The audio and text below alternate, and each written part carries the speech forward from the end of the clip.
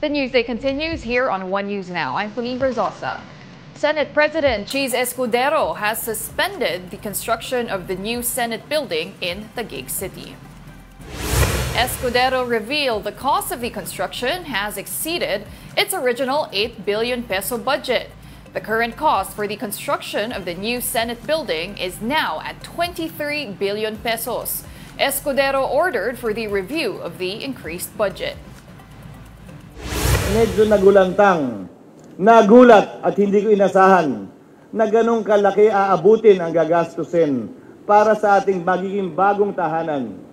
Sa aking pananaw, masama ito sa panlasa ng karamihan, lalong masama sa panlasa ng mas nakararami nating mga kababayan, lalo na sa gitna ng krisis sa ekonomiya at sa kahirapang nakikita ng marami sa ating mga kababayan. Former Senator Ping Lacson expressed his support for Escudero's decision.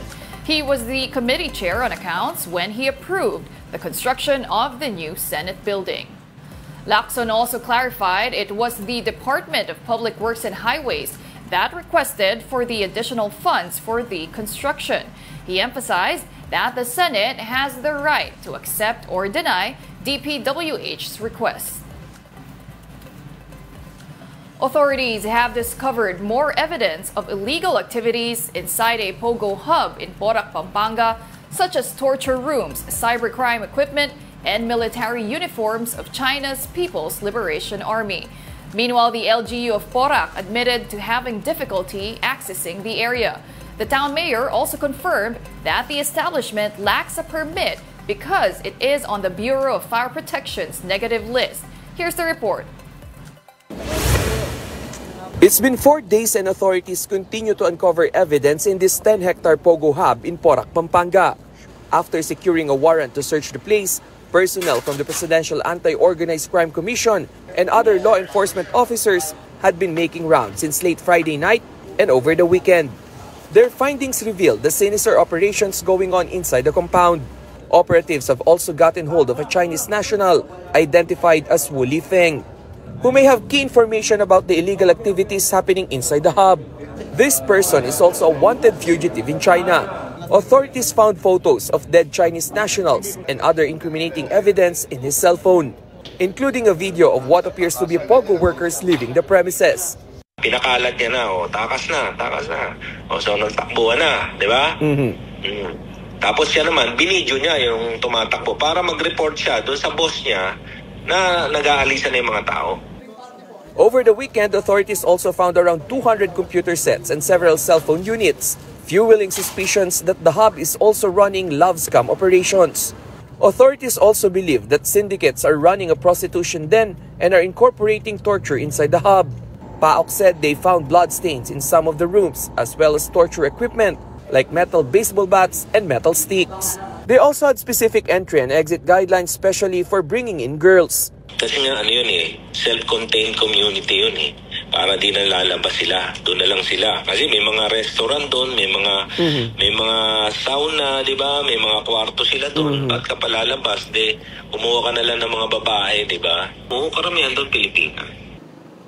Meanwhile, the LGU of Porac admits to having a hard time accessing the area themselves. The town mayor also confirmed that the establishment has no permit because it was in the negative list of the Bureau of Fire Protection. Ala na ka man authority po gawin nyo. Then PAOK PF, kailangan din pa po in search warrant. Baka ta makalog ka rin. Ikatamo, dinidya mo po in power tamo.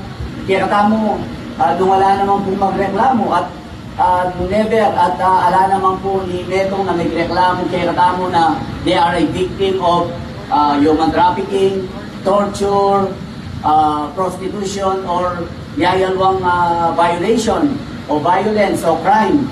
Karin kay POGO niya po pakanano maka.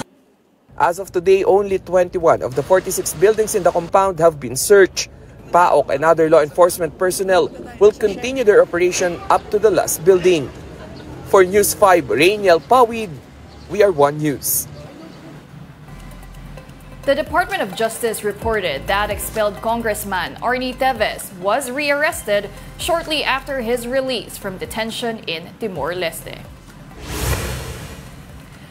DOJ spokesperson Miko Clavano explained that CCR. Teves's release and rearrest by the Timor-Leste police are part of the country's legal process. Prior to his rearrest, Teves's lawyer, attorney Ferdinand Topacio, announced his release from Becora prison in Dili. However, the announcement did not sit well with the Justice Department, which called it misleading and irresponsible. The DOJ also urged Teves's legal counsel to uphold the country's or the court's integrity. The DOJ said that the Timor-Leste police have taken Teves into custody to proceed with his expected extradition. We'll be back with more stories after the break. Keep it here on One News.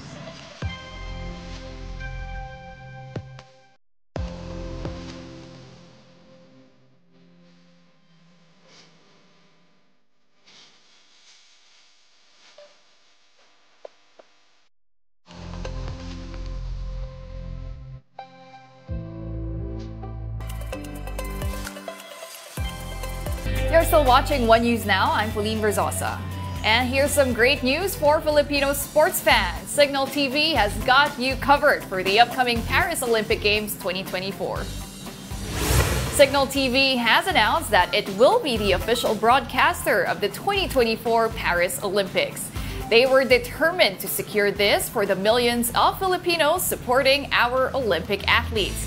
You can watch the 2024 Paris Olympics from July 29 to August 11 on Signal's paid TV channels, as well as on free-to-air channels like PTV, and TV5. Actually, sabi nga ni Jude, no, it was really a quite a challenge to actually put all our resources together and take on the Olympics. You know, the DNA of our group, the MVP group of companies, is really sport. So nasa puso po talaga ng MVP group of companies ang pagdadala ng the biggest sporting events in the world. Filipino gymnast Carlos Yulo continues to prepare for the Paris Olympics. Yulo has been training twice a day ahead of the Games, which will begin next month. He is set to bring an all-Filipino coaching staff after parting ways with his Japanese coach. Yulo is looking to redeem himself and become the country's first Olympic medalist in gymnastics after narrowly missing a podium finish during the Tokyo 2020 Olympics. The Olympic-bound gymnast recently captured 4 gold medals in the Asian Championships.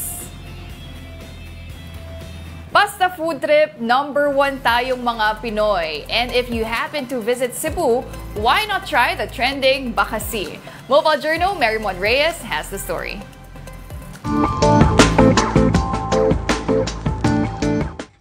Mga kapatid, dito sa Cordoba, Cebu, may nahanap na naman tayong local at exotic food trip. Maliliit at malalaki, mahaba at malasa. Tara, subukan natin. Mahahaba, maliliit at higit sa lahat, malasa. Ito ang bakasi o baby eels, isang native Cebuano dish sa Cordova. Pero nagsimula itong pumatok sa labas ng Cordova noong lutuin at ilako ni Mang Entoy. Pero unang pumasok sa isip ko, paano ba ito hulihin? Tuwing madaling araw, maglalagay lang daw ng pain sa mga bantak na catching equipment nila. Itutusok sa lupa at babalikan para silipin kung may huli na. So para siyang basket na dito meron siyang butas. Pag pumasok na dyan yung mga bakasi, wala na labasan. Baba ko pa. Okay, para hindi sila tumalsik. Itong bakasi, ma'am, hindi kakain ng mabaho na ang paon. Maselan. Kaya po pala nasabi sa amin malinis ang bakasi. Kita niyo yan? Mga bakasi. Ayun, may nahawak ko isa. Hawak na natin siya. Hindi ka na makakawala. Hindi ka na makakawala. Pagtapos nito ay titimbangin na agad at ilalako na ang mga nahuling bakasi sa mga bakasihan para lutuin sa paboritong timpla ng mga taga Cordova na nilarang na bakasi. Ang kailangan lang daw ay bawang, sibuyas, kamatis, luya, sile, mangga, black beans at iba pang panimpla habang pinakukuluan sa tubig. At aba, may trivia pa tayong nakuha mula kay Ate Mirasol. Masarap talaga yung bakasi, ma'am. Kumbaga, ano yun dito sa Cebu, Viagra.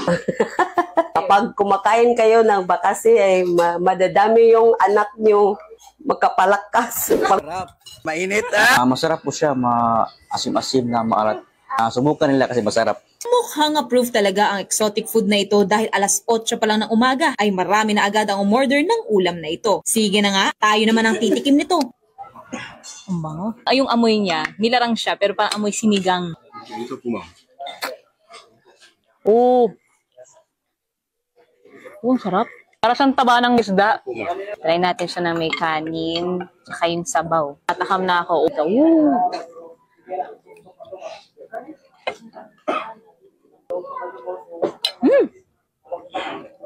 Para lang siyang normal na laman ng isda. Yes. Hindi mo may iisip siya na eel siya.